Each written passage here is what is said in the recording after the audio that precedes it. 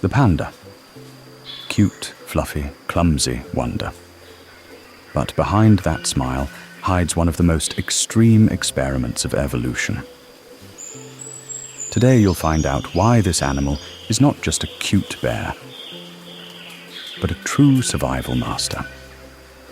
How it manages to thrive where others would perish. Why nature gave it a sixth finger. And why the panda might be the most resilient mother in the animal kingdom. Welcome to the real world of the black and white bear. Here's what's surprising. The panda is not a herbivore. By design, it's a predator. Its closest relatives are raccoons and bears, animals that eat meat. Look at its skull, fangs, powerful jaws, a predator's weapon. But the panda chose a different path. A cow's stomach has 4 chambers, a whole factory for processing grass. And the panda? Its stomach is simple, like a wolf's. Its intestine is short, only 4 times its body length, not 15 like true herbivores. It is physically not built for what it eats. And yet it eats. Out of all the bamboo it consumes, the panda absorbs only 17%. The rest passes straight through. To survive, it eats 14 to 16 hours a day. And imagine, that's enough. The panda found a way to live where no other bear could. Now about strength. The giant panda's bite is one of the most powerful among land predators. Stronger than a wolf's, stronger than a leopard's. Its jaws can easily crush bones. In ancient Chinese chronicles, the panda was called shite, iron eater. Peasants believed it could break into a house and bite through a steel cauldron. But the panda doesn't use this power to kill. It chews bamboo, one of the toughest materials in nature. It turned a predator's weapon into a tool for a peaceful life. Isn't that brilliant? And here's the main mystery. How does a bear hold a thin bamboo stem with the precision of a human hand? The panda has a secret weapon, a 6th finger. It's not actually a finger, but an enlarged wrist bone. Nature turned it into a hard protrusion with a soft pad. It works like a human thumb. Neither brown bears nor polar bears have this. It's a unique adaptation designed specifically for holding bamboo. A recent discovery from 2026. Ancient pandas had an even longer finger, but evolution shortened it. Why? Because it has a double job, helping to grab bamboo and also supporting the animal's weight while walking. Nature found the perfect balance. The panda's life is an amazing equation. To get enough energy, an adult needs to eat up to 45 kilograms of bamboo a day, nearly 100 pounds. It eats 14 to 16 hours a day. The rest of the time it sleeps, digesting. Because of its short intestine, food passes through very quickly. The panda poops up to 40 times a day. But here's what's most astonishing. Its body adapted to this routine. It doesn't waste energy on running, aggression, or long searches for food. It does only what's necessary for survival. And that's enough. Question for you. Could you eat for 16 hours a day? Write in the comments. Yes or no. And now, the most fascinating part of panda reproduction. A female has only 24 to 72 hours per year to become pregnant. Just 3 days. If the male misses it, the next chance is only a year away. Imagine this challenge in a foggy forest, across a huge territory. Males run through the mountains, searching for a female by scent, fighting for the right to continue their lineage. And this is not just a fight. It's a battle for the future of the species. But that's not all. Pandas have a unique ability. A fertilized egg can float inside the mother for months without attaching. The female's body decides when the right time for pregnancy is, when there's enough food and energy. That's why a panda pregnancy can last anywhere from 83 to 200 days. No one knows the exact birth date. Nature gave pandas this mechanism so they wouldn't give birth during times of famine. Isn't that a brilliant insurance policy? And here's something almost no one knows. Pandas have their own language. Chinese scientists have decoded 13 different sounds. Cubs say "Gigi" when hungry and "coo-coo" when happy.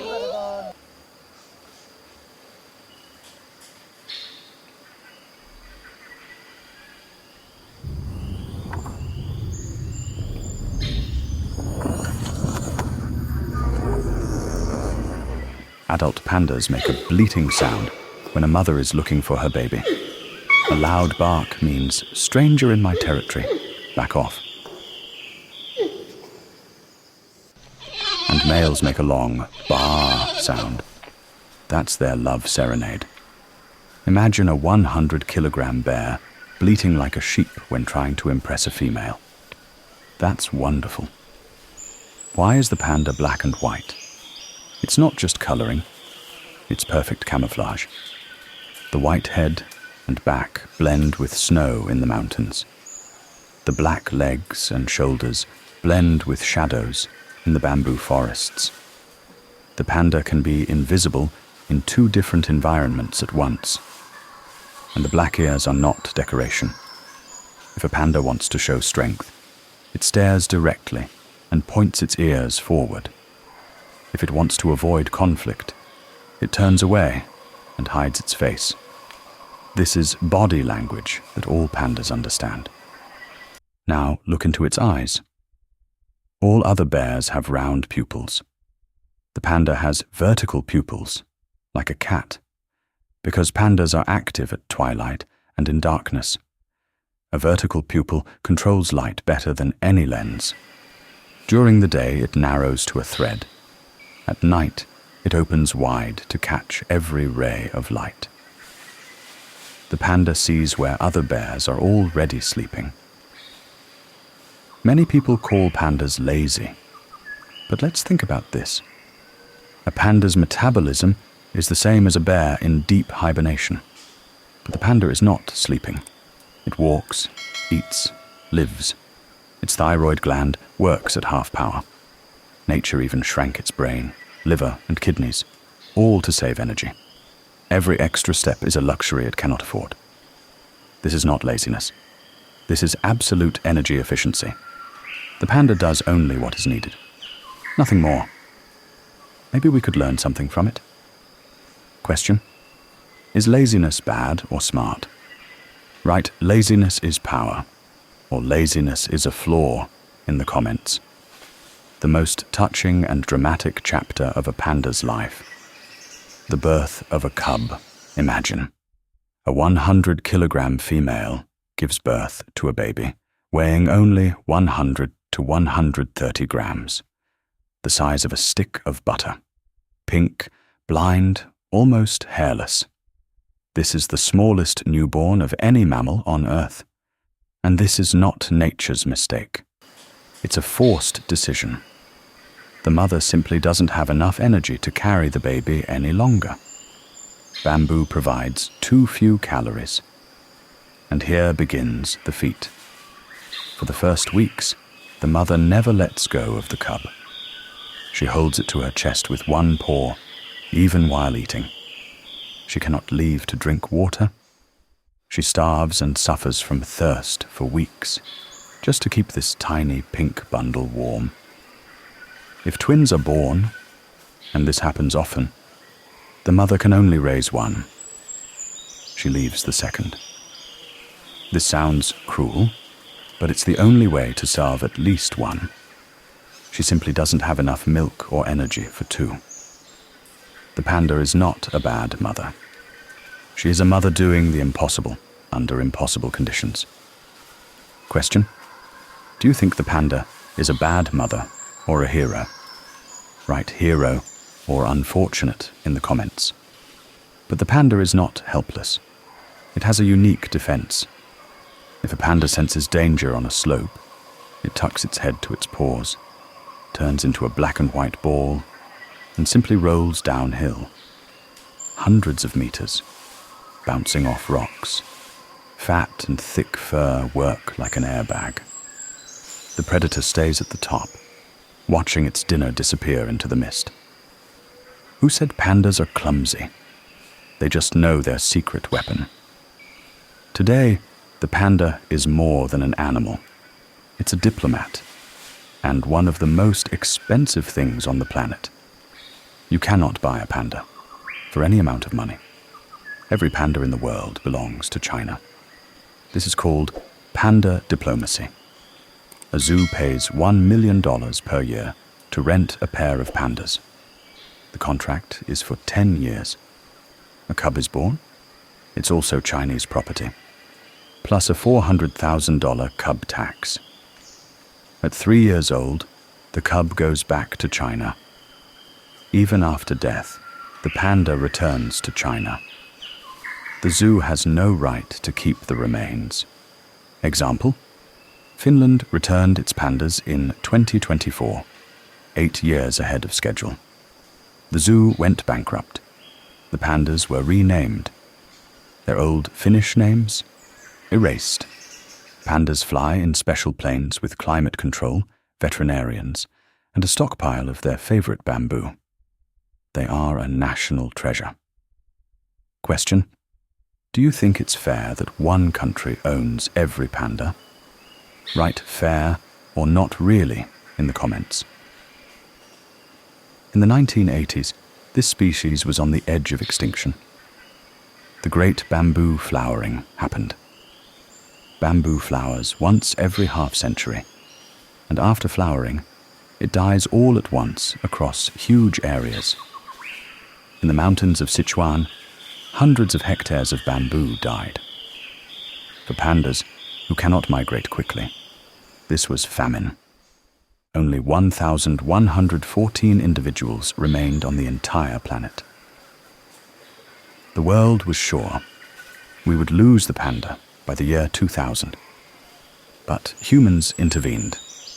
China created green corridors, introduced shooting sentences for poaching. An unprecedented rescue operation began, and nature responded with gratitude. Today, there are 1,864 pandas living in the wild, a 70% increase in 30 years. In 2016, the panda was officially removed from the endangered species list. Now it's just vulnerable. This is a triumph. And here's the most important part. The panda is an umbrella species. By protecting its forests, China automatically saved thousands of other animals. Golden snub-nosed monkeys, tapirs, rare birds, leopards. They all survived only because humans really liked the black and white bear. Thousands of species under one umbrella. That, perhaps, is the panda's greatest contribution to the history of our planet. Question: would you donate money to save an ugly animal? Write yes or no in the comments. The panda is an amazing creature. From a logical standpoint, it chose the most inefficient path possible. A predator that eats grass. A bear with no energy. A mother that gives birth to a mouse. But it's alive. And not just alive. It's thriving. So it must have done everything right. It found its niche where no one else could. It gave up the chase and speed. It chose calm and patience. And it won. Maybe we could learn something from it. If you've made it this far, you are a true nature enthusiast. Hit like. It helps YouTube show this video to more curious people. And subscribe if you want to know which other animals are true survival geniuses. Next episode, about the koala. Spoiler, it's even more amazing than you think. Final question. After watching this video, do you love pandas more or less? Write more or same in the comments. Subscribe to the channel. Hit like. It's the best way to thank the creator. And write in the comments, which animal should we cover next?